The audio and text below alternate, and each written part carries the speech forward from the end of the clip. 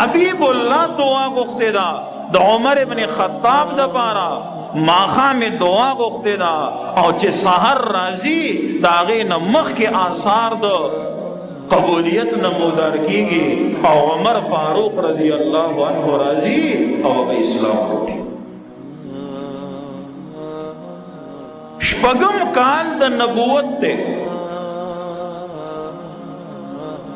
عمر رضی الله عنه لا اسلام نه دی راوړی او خو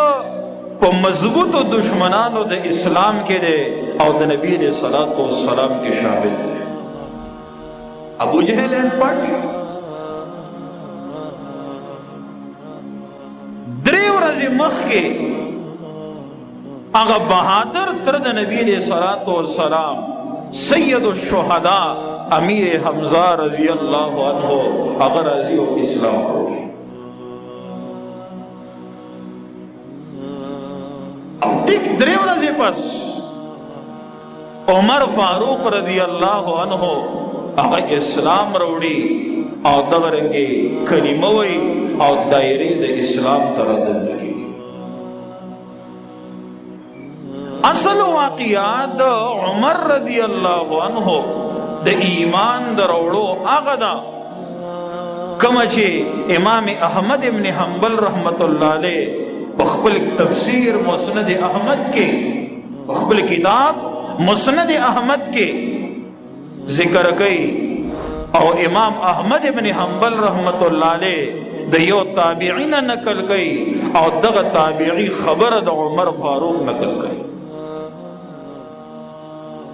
و یو ځل د کور نه راووتم په دې خیال باندې راووتم چې راشه نن خو رسول الله صلی الله علیه وسلم لږ وچېړه په کاڼي وله خاورې پې واچوه دغه رنګې خندا ورپسې وکړه ټوکې ورپسې وکړه لږ یې وچېړه. وایي په دې خیال راووتم وایي چې راووتم نبي علیه الصلاة والسلام مخکې دی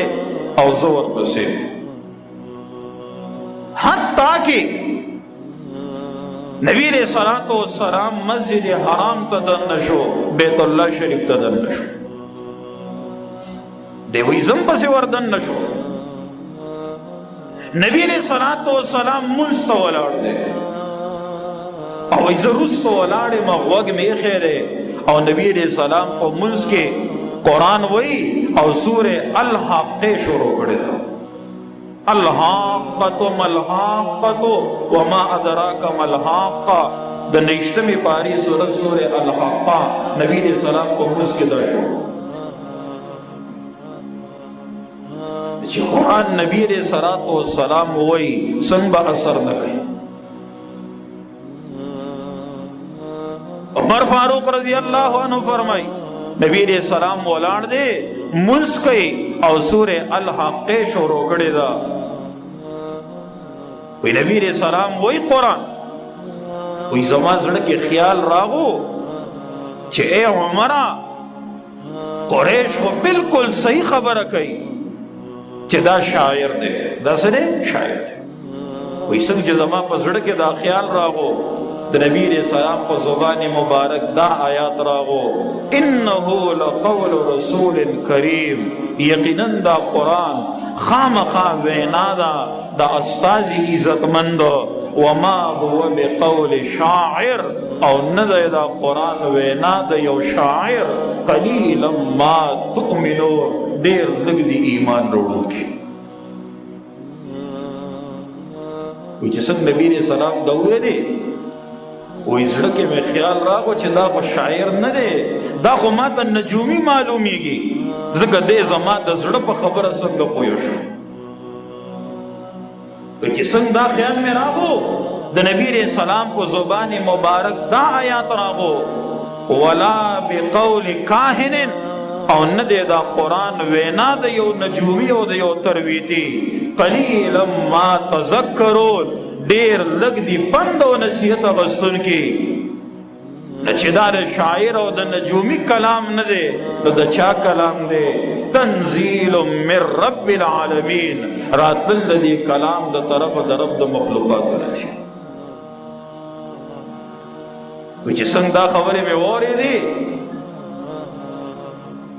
نو قول د حضرت عمر رضی الله عنه دی چې هغه وی فوقع الاسلام فی قلبی کل موقع فوقع الاسلام فی قلبی کل موقع اسلام زما د زړه غزیلو ته ورته شو. قرآن د چا نه اورېدلی دی؟ قرآن د نبی علیہ السلام نه اورېدلی دی او بیا ایمان راوړی دی.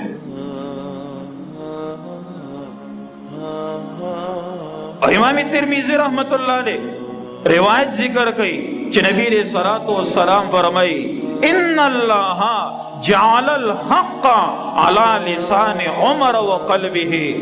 یقینا اللہ گرزول دے حق لرا پجبا او پزړه د عمر باندې د عمر د خولې نه چې کوم خبر روزي ابا حقي او د عمر پزړه کې چې کوم خیال راځي هغه بقا